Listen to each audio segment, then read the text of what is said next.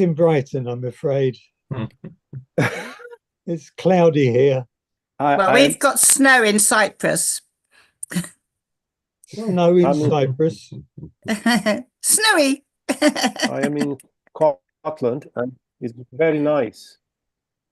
Yeah. It snows at Easter in Brighton, they say.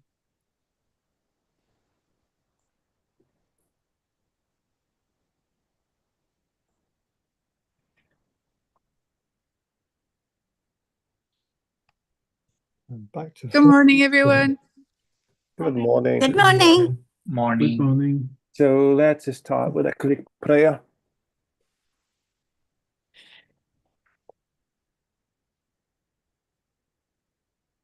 Father, that art in heaven, here we are together in your name in this effort to learn a bit more about mediumship, to learn about who we are, what we can do to help ourselves and help others.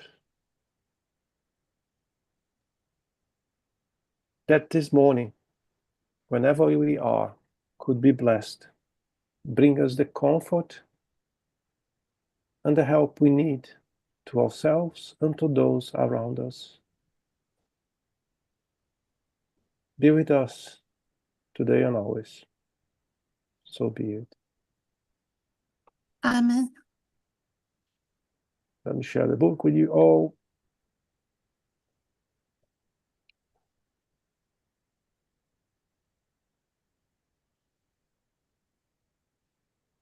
So, can you all see my book?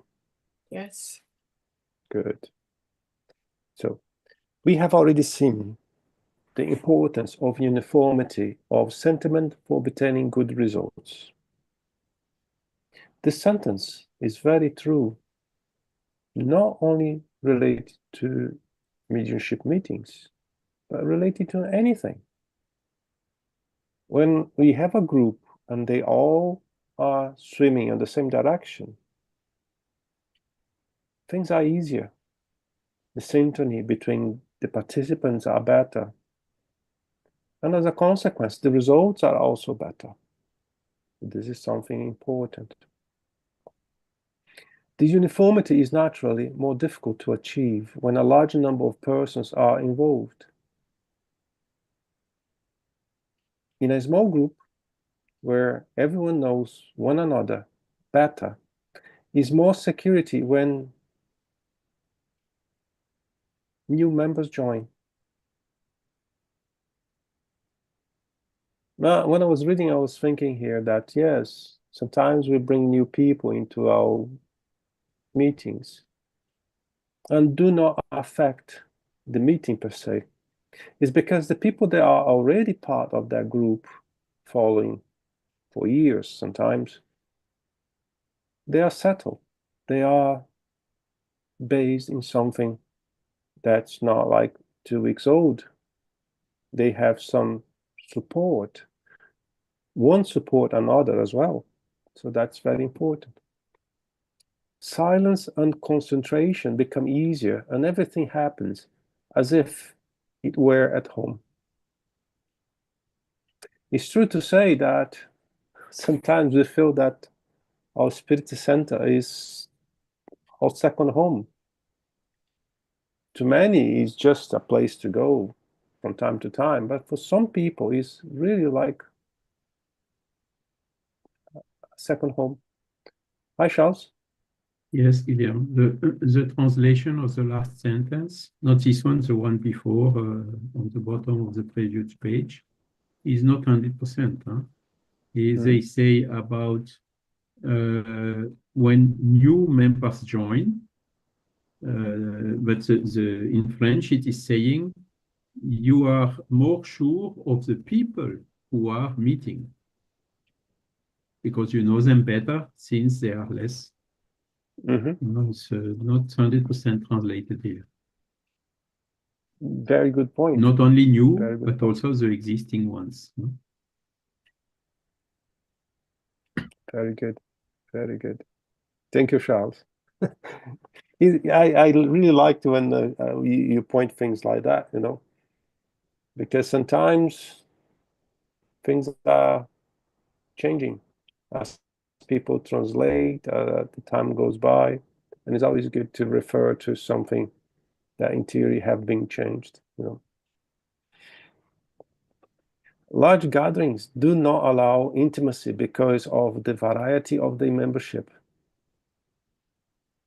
They require special locales, places, monetary resources, and an administrative body, which small groups can do without. This seems not to be important, but it does. Every time we start to grow to a degree that we have expenses, we have bills to pay, we have responsibilities, sometimes even to obey some governmental rules, things become more complicated. And me in particular think that is also one of the situations where people try to be something because of the title sometimes, and then you start to deviate from the true meaning of this group, of the gathering, you know. I truly believe that if you really want to know a person, you should give them power and money. But what does it mean? Because there are the two things that quite often change the person to her true self. Sometimes we are dormant. We are not putting forward who we are. But when we are given power and sometimes money, then we allow our true self to become visible. And that's something we should always be careful. And I, in particular, do not like to get spiritism attached to anything related to power or money. I think is a risk. Is a risk for the group, is a risk for the individual. I totally understand there are things we need money. Well, how can we pay for the place if we don't have money, right? Yes, but we need to be very careful, very, very careful. The divergence of characters, ideas, and opinions is more defined, enabling troublesome spirits to sow discord more easily. This morning, I was talking to someone back in Brazil, where we were discussing about how subtle can a troublesome spirit use the individuals of the group to create an atmosphere that is not positive. Sometimes it comes even with a good idea that on the end is not that good. So stick to what is working is very good. Not closing the group for new ideas is not the ideal. But when we are open to new ideas, we need to evaluate in depth the consequences and the possible results of the idea when implemented. Quite often, some of the ideas led to lose some of the members of the group or to create an atmosphere that's not that good. So we need to be careful. Hi, Munir. Thank you, Demi. Good morning, everyone. I have a question, especially for you and Chance, because is Kardec considering public talk at this point? Because mainly he's talking about study and mediumship. So I wonder if he's also considering public talks at this point, if it was contemplated, if they hold anything like that on a regular basis. Because today we have to consider having, the special premises for the public talks to get the public. So of course, the mediumship work and the study is more limited. You could even do, alternatively in a different house, So my question is, without that, came to my mind now is he contemplating at this point public talks about Spiritism? Yeah, I will start answering before Charles. And I think at the time of Kardec, a gathering, like to have like a lecture, would be something to a certain number of participants, right? Today, with some of the structures that have been created, a lecture could be for 1,000 people, like. And now using even the internet could be any number, if you know. And in my personal opinion, Kardec did not see that at that time, but his comments here is also applicable for lectures.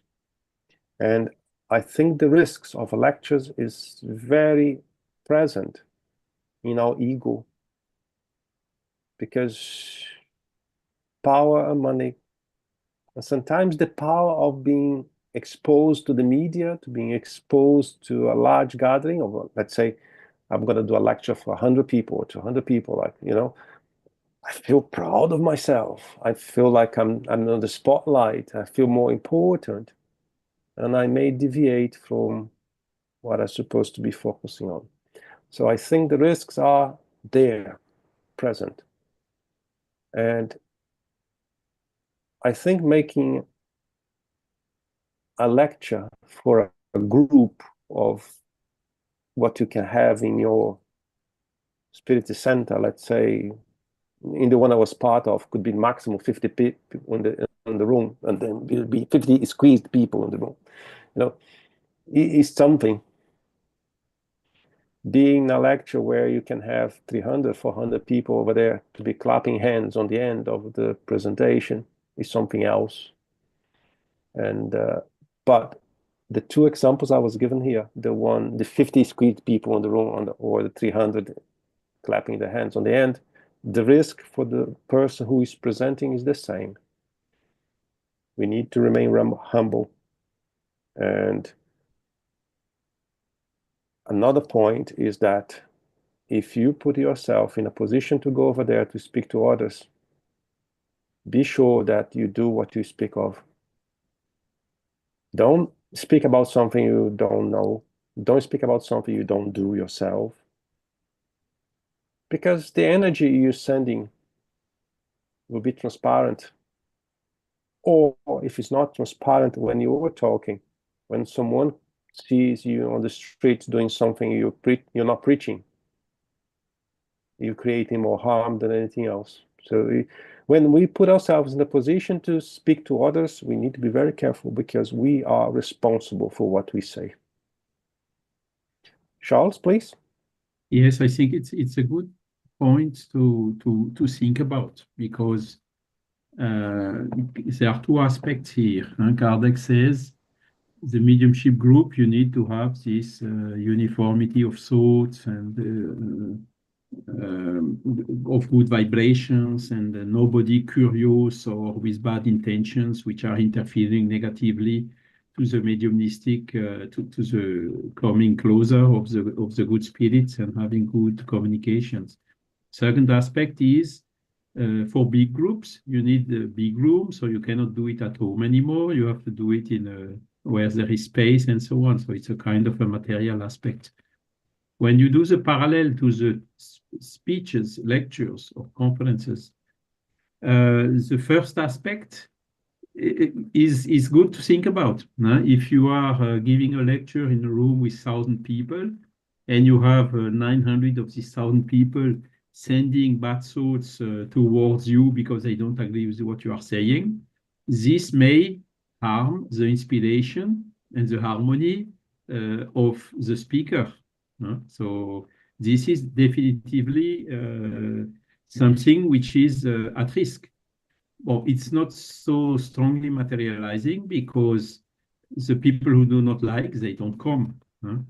Because Kardec himself, when he was in Lyon in 1862, he gave a speech in a room where there were 700 people gathered in Lyon.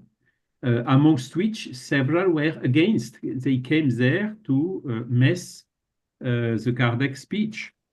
Even so, it was not enough to block the spirituality. Spirituality intention were stronger in helping Kardec, and the mess did not happen.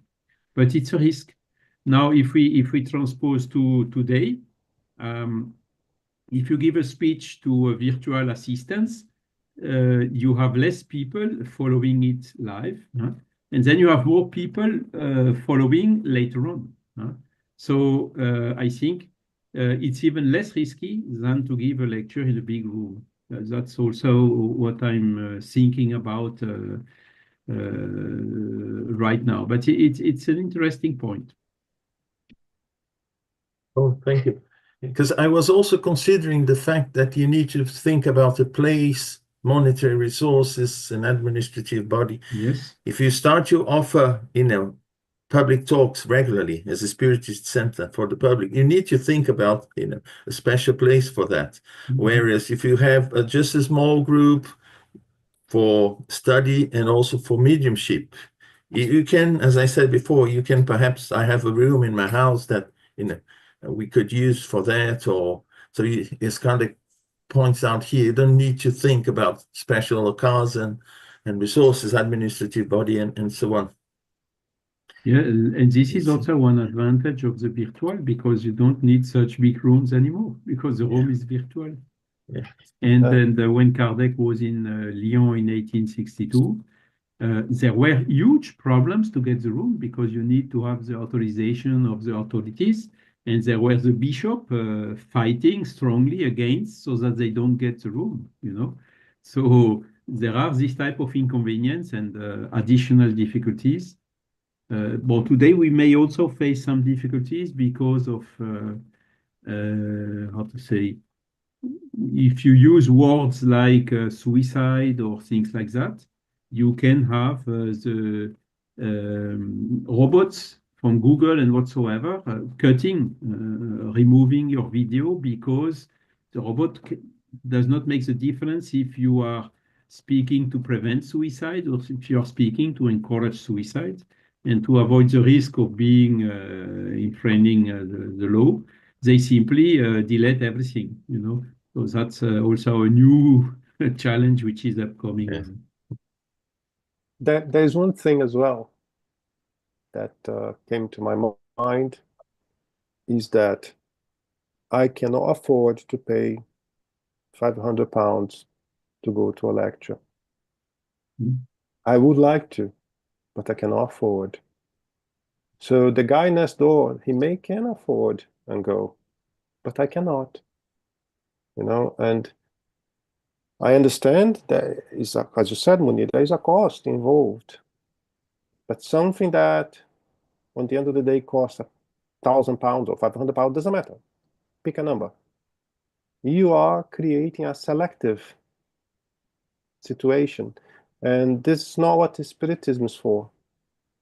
You need to go very low, and if what you're planning to do means that a family of 4, for example, to go need to spend £2,000, I'm sorry, revisit your plans to make something that people that cannot afford can also be part of it.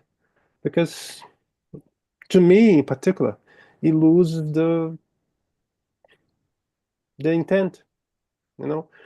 I am not discouraging anyone to do, or not saying it's wrong. I'm not saying that at all. I'm just saying that Spiritism should not be selective. And as such, we should do things that are not selecting your audience. And financial aspects is one of the selection, unfortunately. If you do something, for example, I have no choice, because to accommodate 1,000 people, that's the price, that's it, or we cannot have it. Try to think about those that cannot. Making live events online, on Zoom or something, to contemplate those that cannot. But I don't see that sometimes. And I feel uncomfortable, to be honest, with such a thing, because to me, spiritism and money are two things that should be kept apart, you know? Hi, Charles. Yes, one way to overcome this inconvenience is, of course, if you want to rent a big room, the group has not the money to do it. So either you tell, okay, I have not the money to do it, so I don't do it, or you ask the people who are coming to participate to the costs. You know, it's not charging, it's just participating to the costs. And what we do, even in this case, is the one who can give more, and the one who is unemployed or whatever, who has no resources, is dispensed to participate to the cost. You know, this is exactly what we are doing for the gathering in Vegimont, where the people who cannot, they can ask for help, and there are some other people who spontaneously are paying more in order to cover the cost for the one who cannot pay. Or it's only half partially solving the problem, because you have the travel cost as well, which generally are much more than the cost of the ticket for a congress or whatever. Yeah, but you're giving a good example. There's one in particular in Vegimont. It's affordable, you know, regardless that people may not be able to pay anything, that sometimes we cannot, but it's still affordable, you know. So a compromise, you know, a balance, a compromise, in my opinion, is something that needs to take a place. But this is something that also creates a lot of opposite opinions, because some people think that you need to have a revenue inside the Spirit Center. Some people think you don't. It's so complicated. But what I was sharing was my personal opinion. Hi, Camila. You spoke with something today that I think is related to that as well, right? Because I have been thinking about this all week, right? Last week we finished with the light thing, and it was positive, but why bring? And I was reflecting, right, about the subject, and then I thought maybe you spoke something that actually was what I reached out in the week. Maybe something can be very positive, like imagine put a music, like change the subject, right? I want to put a music for people going inside, like to relax before the lecture. Let's imagine, but if not everybody that is doing from the group that is working on that, I felt comfortable, then people you leave or don't you work more there, or like break the things, right? Because one wants one thing or another wants another, then bring the calls. Then something that maybe is positive start to be very negative. I don't know. The practice show us that it's impossible to please everyone, right? I can give an example. I don't know how many we are in the room today. Guys, let's open a study about a subject. I want to do Monday morning. And then I'll have 2-3 guys happy to go Monday morning. I have 10 saying it's impossible. Why not Tuesday? And then I have another part of the group saying, let's say about Thursday evening. Another part of the group, let's say Friday, then Saturday. And does not work, because you're not going to be able to accommodate everyone's wishes. And on the end of the day, you may not be able to do anything. Because if your day, when you have available, is Monday morning, go for it for Monday morning. And those that are really in need or wanting to participate, will find a way to be there on the Monday morning. You cannot adjust in a group. You cannot adjust to please everyone, because you're not going to do it. Likewise, lights, musics, even air conditioning or heater, you're not going to please everyone in the group. So you need to try to compromise to the best of your abilities to have something done to achieve what you is expected. For example, in our study here, could be done Saturday evening. Yes, we could, but we decided to do Saturday morning. Sorry, guys, if you're not able to come, I'm really sorry, but that's the time that has been allocated to do this thing, you know. And we do things to the best of our abilities, to the best of our possibilities, and we need to be happy with that. But if you, for example, you like very strong perfumes and you go to a small room where you have no ventilation, nothing, you need to realize that sometimes your taste is a bit too much for someone else. And nowadays, with a lot of allergies and things like that, you also need to be concerned about the well-being of the others, you know. So, as again, it's a compromise. You need to compromise to have something done. Otherwise, good ideas remain and just good ideas. They are never put in practice. Hi, Liz. Hi, everybody. It's been my intention to, start a spiritist study group here in Cyprus, but now I'm moving back to UK, so I will want to do it there. And so over the years, I've been slowly investing in spiritist books for the studies. But my question is, if somebody's serious about the studies, obviously not at the beginning, they would invest in their own books, wouldn't they? So what happens regarding the tools for the study? I'm intending to share the books, but they have to stay with me for newcomers. But people who are serious, I would expect to buy their own books. Is that right? I think we have few things there, right? The individual who wants to keep his own books, like me, for example, I love my books and I miss them. Me too. Not all of them are with me. Is one thing, right? This is your way of doing things. If you want to start something, do it. Start your group. To start a group, you just need 2 people. It's a group already. And then more will come after. Don't wait to have 10 to be able to start, otherwise you don't start anything. So if you want to do something, do it. Don't wait anyone to do for you. You do it. In regards to someone buying or their own books, sometimes they can't. Yeah, right? I understand that. I had situations in the past where people really could not afford books. And sometimes the Spirit Center gave them books, right? But sometimes the person cannot afford to buy a book, but can afford to buy other things that are not very healthy. So it's a matter of choice as well. So we cannot create a rule like. So if I was about to start a study or an activity, I would start, not expecting anything from anyone, but expecting my own viability to start something. If I could help, I would help with a book or something. But nowadays, there's also a lot of information for free on the internet, right?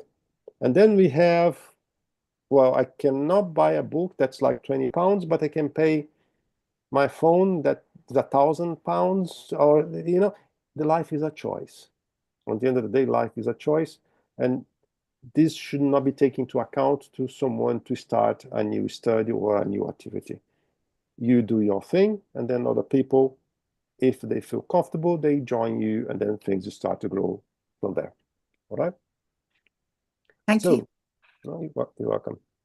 The divergence of characters, ideas, and opinions is more defined, enabling troublesome spirits to sow discord more easily. We spoke about it. The larger group, the harder it is to please everyone. All want projects carried out according to their own wishes, and one preference to be given to subjects that most interest them. Oh dear.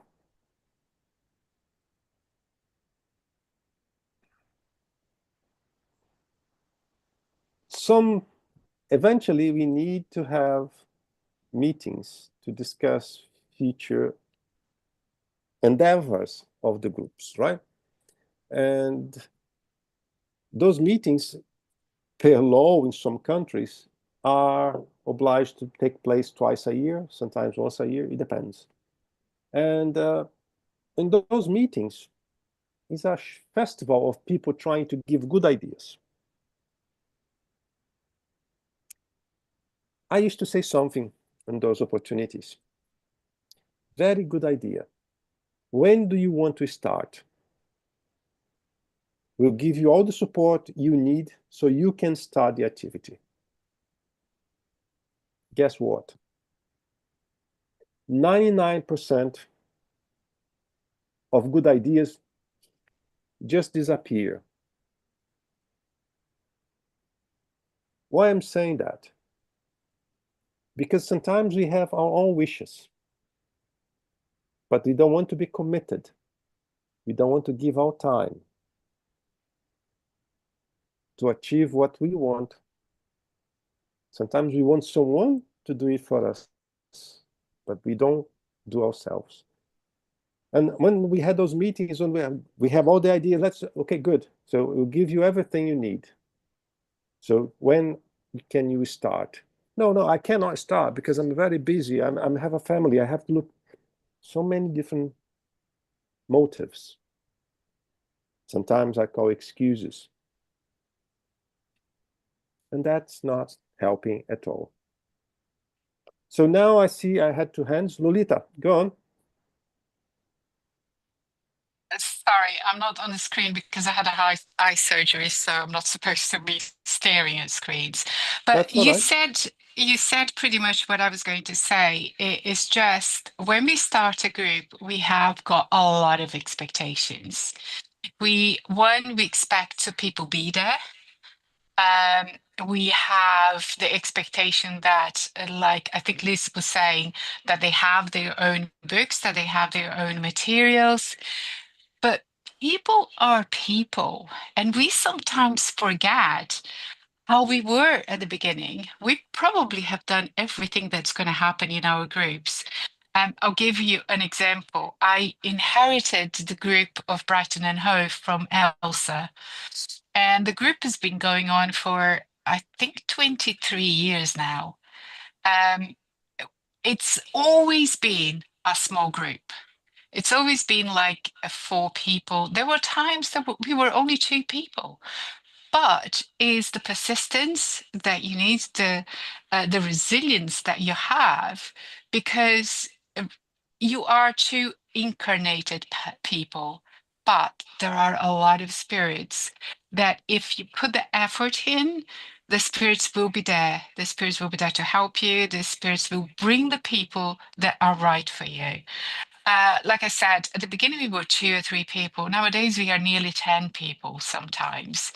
And 10 people for a group like Brighton and Hove that has a history of a lot of students coming and going, mainly Brazilians because we do it in Portuguese.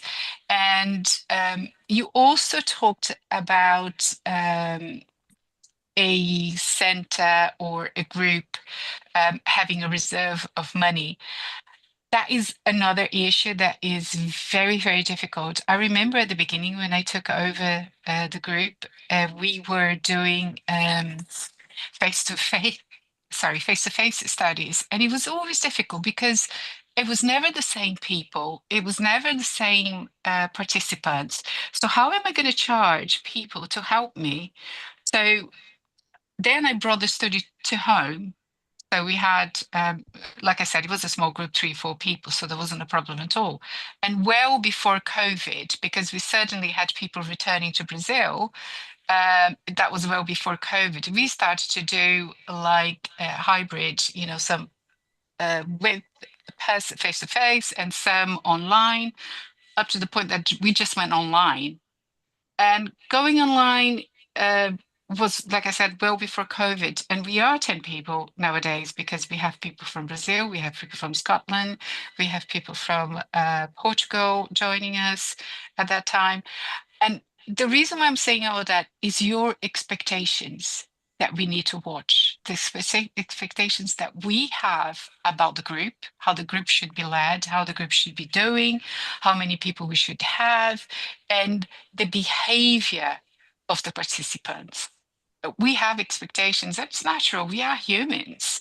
We do. But we need to watch those expectations that we have so that we can let things happen naturally as they should be, and the spirits will be there to help us. And Lita, as well, you were talking, I was thinking about many things here. And funny enough, it seems that I'm having the same conversation I had this morning with the lad in Brazil over again here through this study. So that's very interesting. Very interesting. Nothing is by chance. Right? Yeah, exactly. Nothing. And I hear what you're saying. I think you are totally right regarding expectations. Right? But expectations is something very risky too. Because why we become disappointed?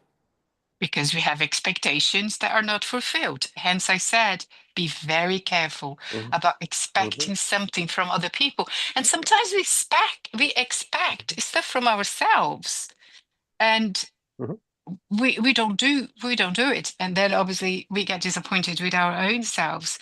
But we put when we have expectations, and we put expectations on other people's acts and reacts, is the amount of responsibility that I am actually placing on someone. And worst of all, I might not have told them what I am expecting from them. Hence the disappointment. Yes. We always get disappointed when we have expectations. Yeah. Sometimes it's better not to have expectations at all. Exactly. Just do your thing, you know? Because why we become disappointed with someone? Let me see who is here in the video. Camila. I decide to give something to Camila. I was expecting at least a thank you. I was expecting that she would give me a hug. And she just got, okay. Damn, you know?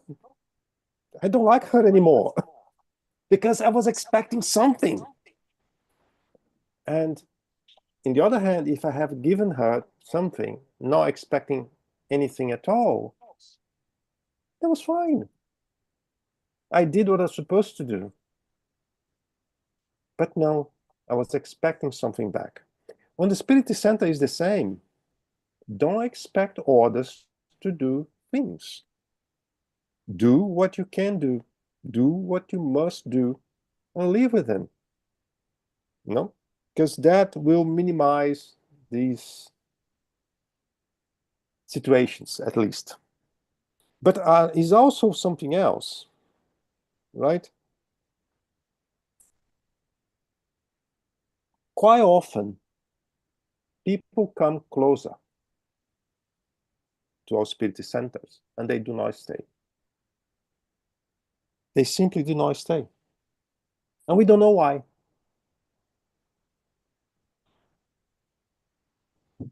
The most, if not one of the most important things on the Spirit Center is the way we receive people. Let me picture something here for you guys.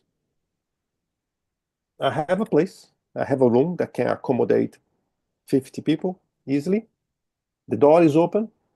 Anyone can come in and come in and out. The person would come in, find a seat, sit in a comfortable chair. Nobody would say anything. Nobody would welcome that person. On the end of that study or lecture, the person simply would go away. What are the chances of that person coming back? And that person had no problems, right? That person was just there for see what the people were talking about. What if now I have a person who is suffering physically or spiritually, trying to find help, find that door open, come in, sit, listen for 45 minutes, an hour. Nobody said anything. Nobody gave a good morning. Nobody welcomed that person. That person would go away. What are the chances that person will come back? I'll give another example.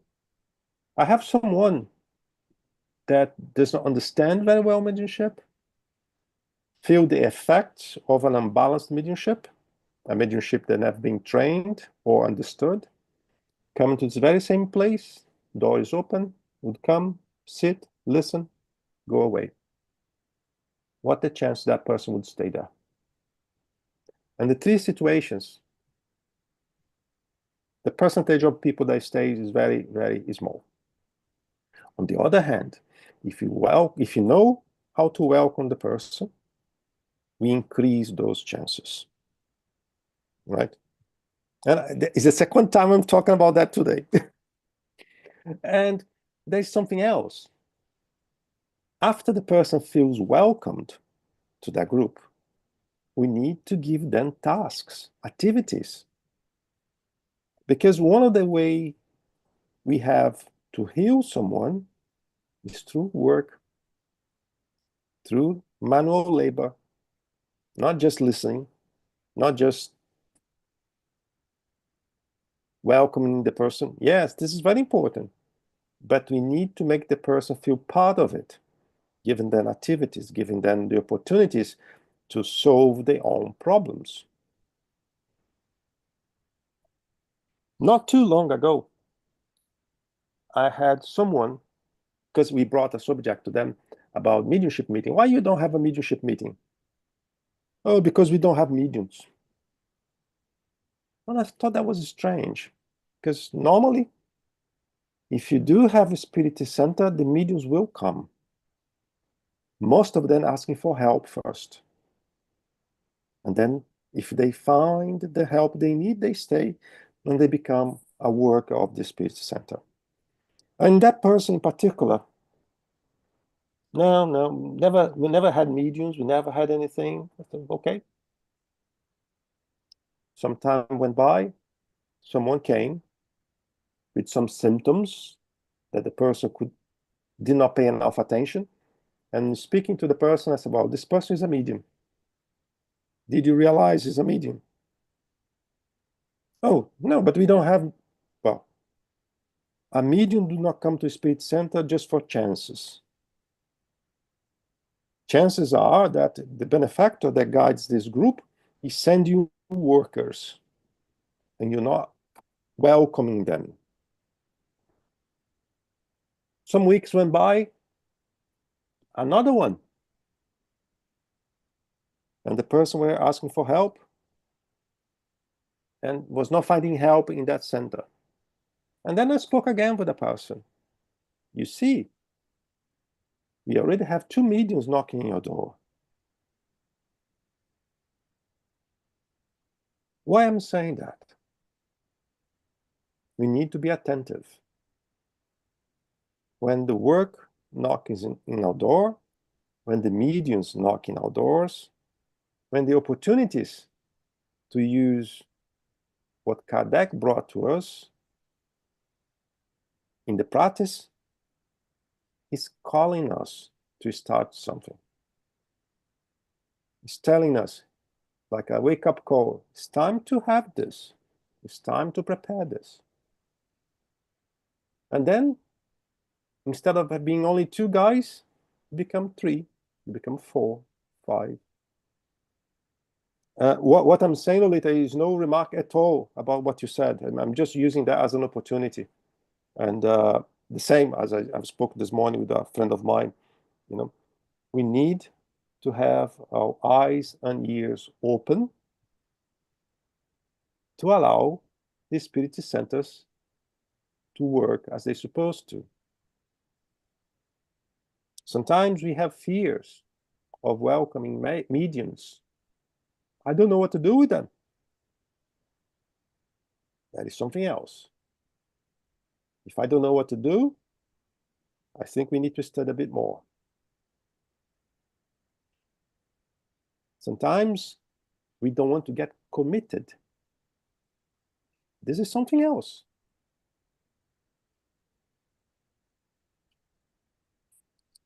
During the week, I was speaking to a friend of mine, and he reminded me one thing I said that was not well understood. And I will reproduce it here for you guys. A spirit center needs to have mediumship meetings, period. A spirit center needs to be a complete way of helping people with the spiritist tools. I may not be able to do it today, but be prepared to do so. And then in a time, and that varies from group to group, you'll be able to start your activities. I mean, using mediumship meeting as an example, but could be another activity. A spirit center is supposed to be looking into many directions to be a complete spirit center.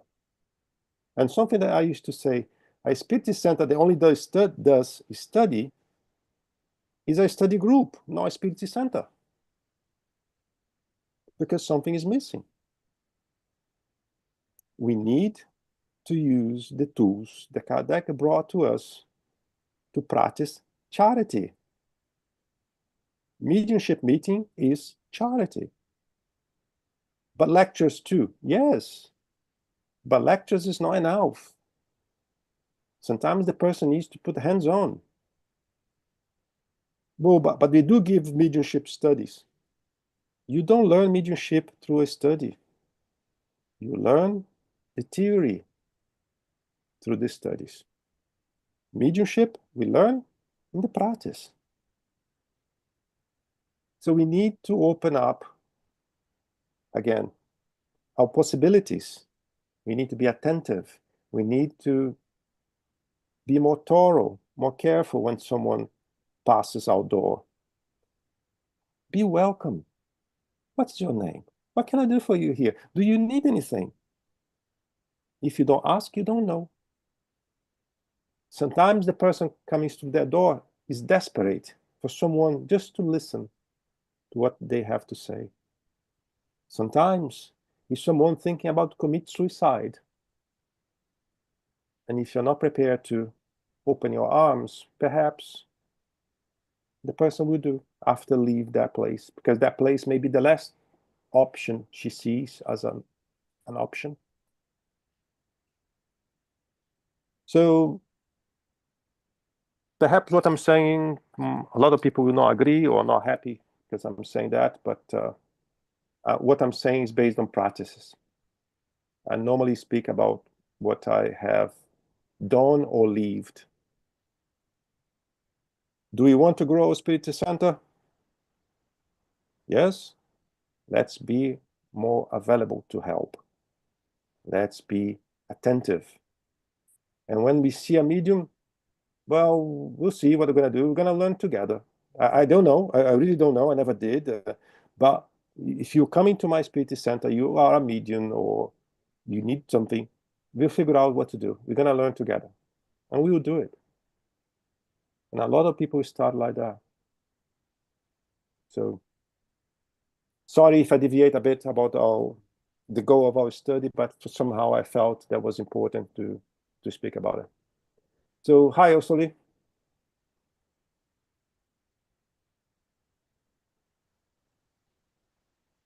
Jörg, Jörgen, I agree with everything you said, Guilherme, because you did one wonderful thing. The point with finger. Now we must thank you for that to this one things, because we have formic spectre here in Europa, in a country Europa. It's not the same in Brazil. It's not the same. There are many people with Spirit Center. Here is a group. We are a group. I have a Spirit Center with a register. Secretary, register, official register, if with documents all said on 2006. And in the beginning, it was good. We think the hearings, we are in Europe. So 10, 20 people. Oh, wonderful. But pandemic came, and I sold my clinic. It was a three place there, room in the clinic. And I I try I try, but I think it was a better way is to works in the online. So when I started the online, but only with Swedish speech. And of course, Brazilian people would like to be, of course, if they speak Swedish. And we are sometimes five people. And my 4, 5, 4 hours, we are always. And why I said that? Because I don't have illusion. Illusion, come and say in English, illusion. I don't have anything about this because why I agree with you. We must take off rules, sunglass. So Okay. take out that. Let me And use what you're saying, Osoli. sorry, it's not good English. No, let me use what you just said because I think is interesting. Just for the sake of clarity, the example I gave about someone that had 2 mediums knocking on his door and was not able to start things was in Europe. Okay.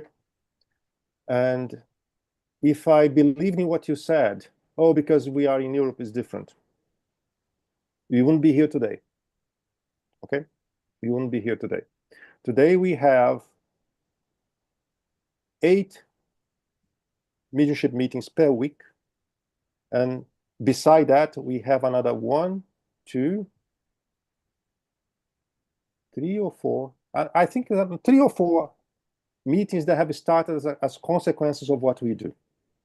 Right? If I believed in what you said, oh, we are in Europe, Europe is different.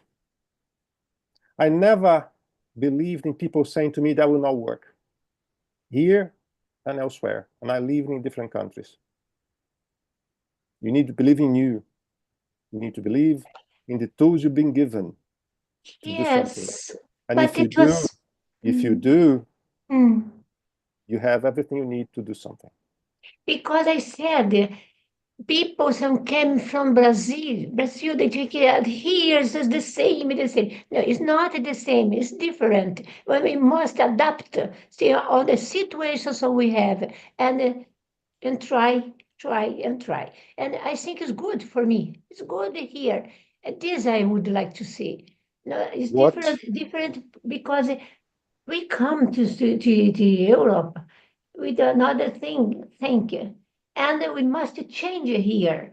So we do. I did it. So I don't What? expect to come 100 people. No. What every comment I do here is independent of where you're coming from. Independent. Again, you are your own limitations. Thank you. You create your own limitations. I'm not talking about Soli, I'm talking about us, right? We create our own limitations.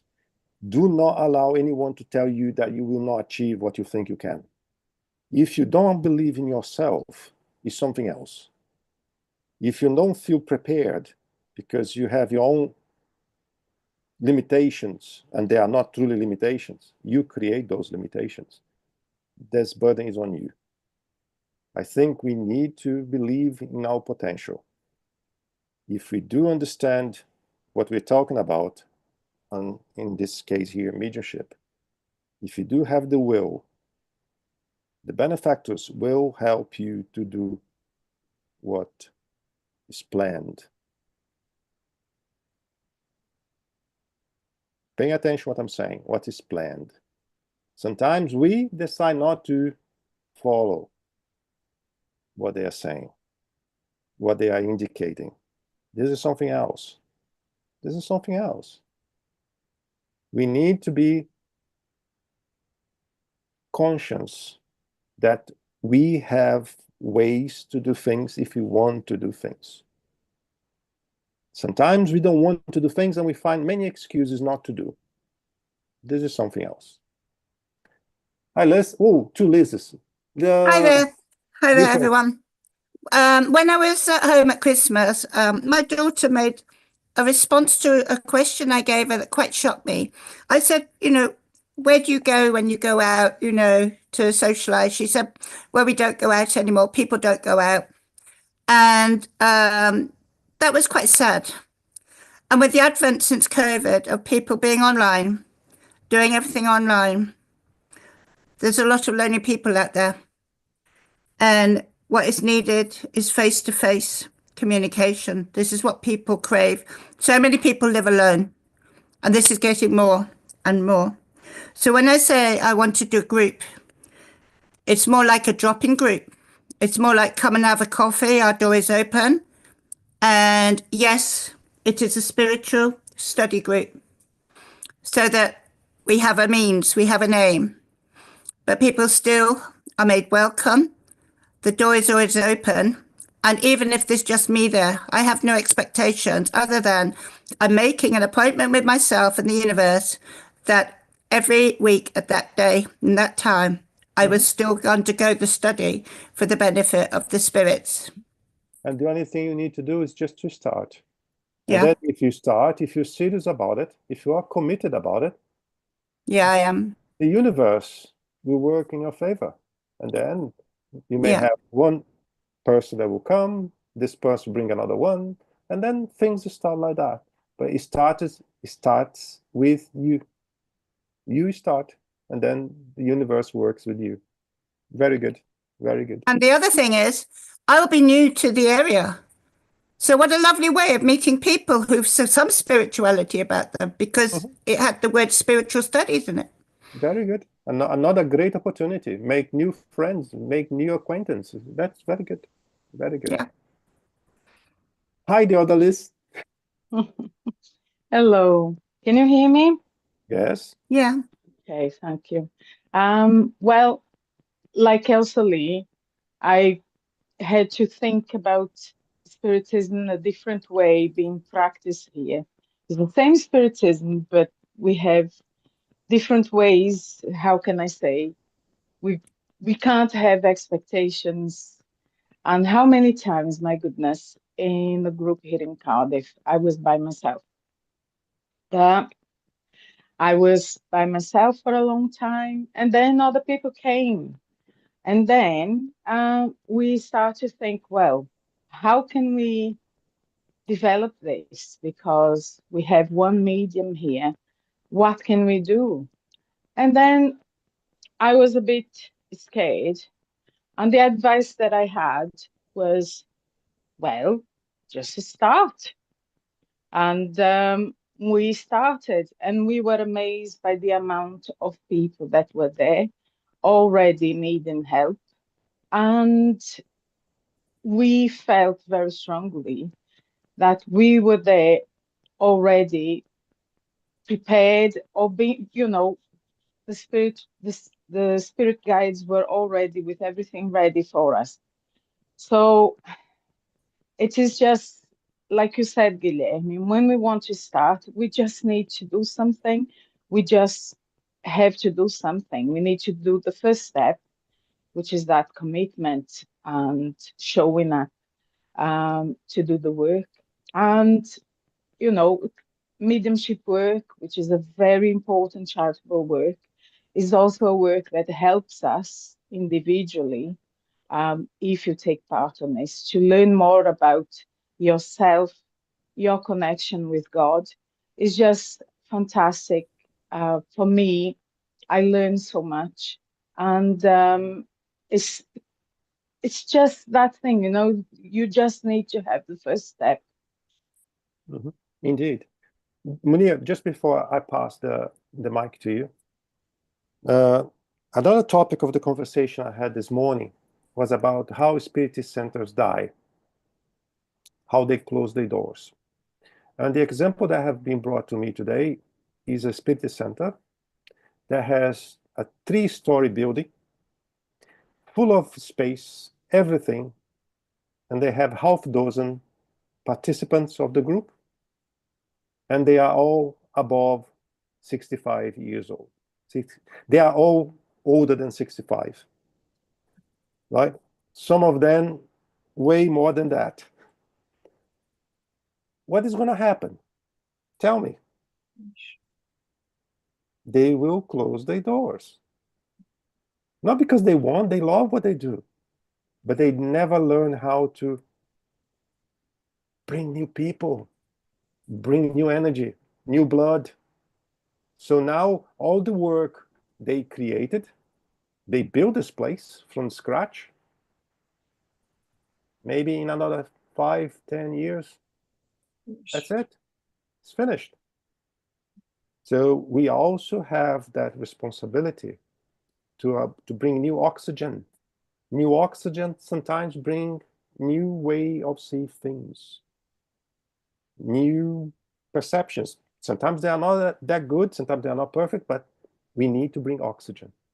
Otherwise, Munir, with you. Very quickly, Guilherme, I just want to say that sometimes we forget that these instructions, they come from Kardec, from the very heart of Europe.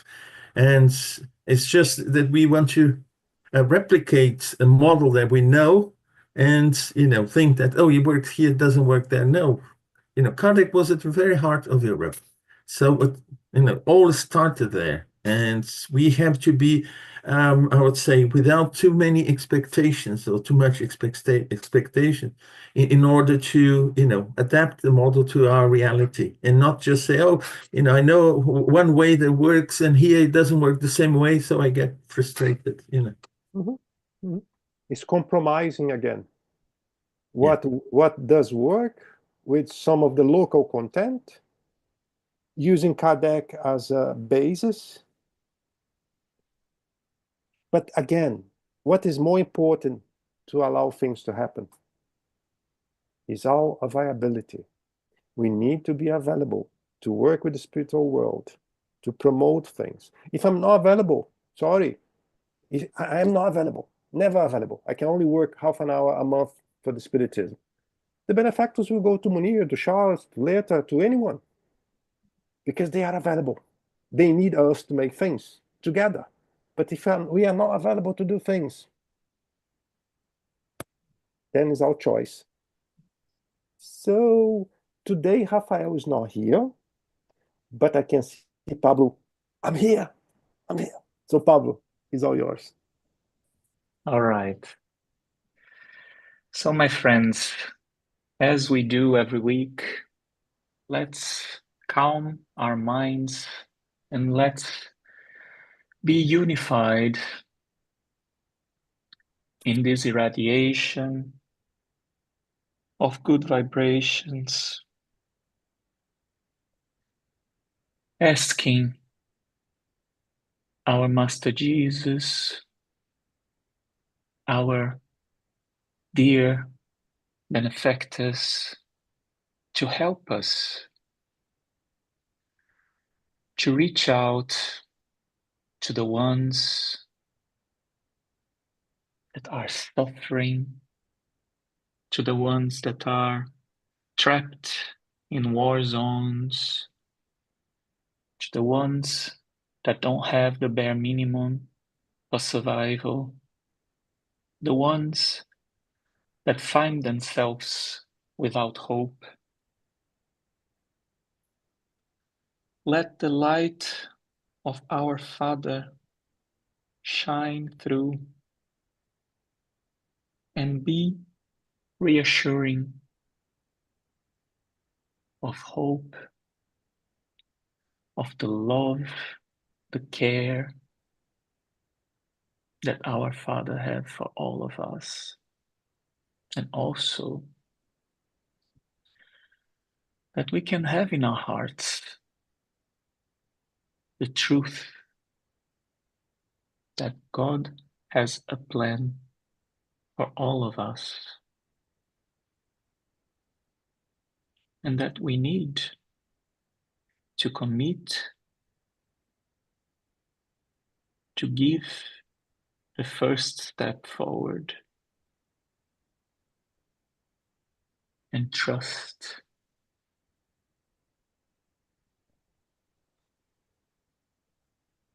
We need to keep in our minds and hearts that divine justice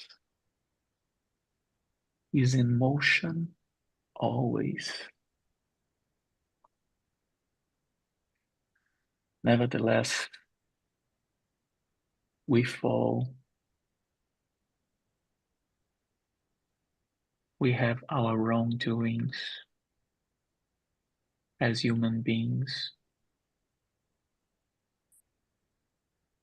And sometimes we need a helping hand. So let's spread love.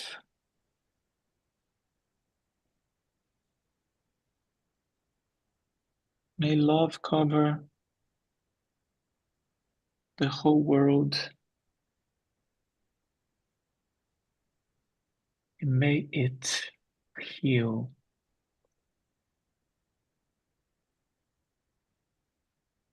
this troubled world that we are living on.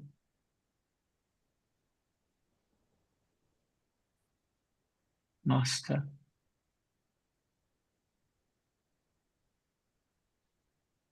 we thank you for allowing us to serve. May we have a blessed Saturday and a blessed weekend. Thank you, and so be it. Thank you, everyone. Let's have a wonderful weekend again. I'm looking forward to be together very soon. Bye.